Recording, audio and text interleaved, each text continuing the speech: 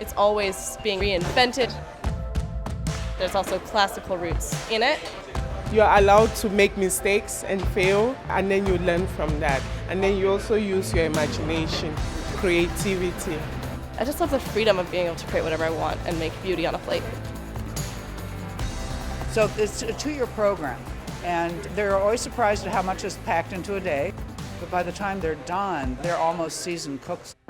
We teach them everything from start to finish. We do knife cuts. I teach them butchering. We take down salmon. We take down beef tenderloin. And then the last class is baking.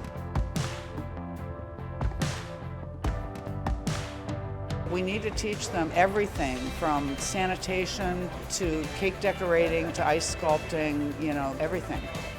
We do recipes for the day. We practice whatever techniques we need to go over. If it's recipe conversion, if it's a difficult kind of meringue, whatever, we walk it through in class. And then we come out here and you start your cleanup, then you start prepping ingredients, start baking, cooking. We learned how to fillet a whole fish, from scratch, descale it and everything.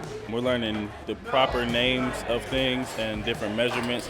I knew how to cook, but I never really followed recipes, so that's a new thing for me. And then you can find out, if I add X amount of flour to this cake, it will turn out differently because of how the flour works, how the molecular level of proteins and stuff works. And just understanding that allows you to be much more creative with something.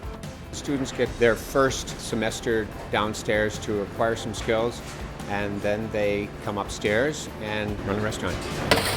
Express those skills.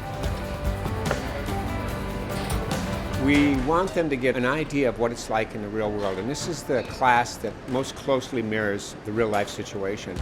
You stay in one area for about 3 weeks, and then we rotate around. Say you start from bakery, and then you go to the front of the house, and then from the front of the house you come to hotline. That's the range where you make sauces.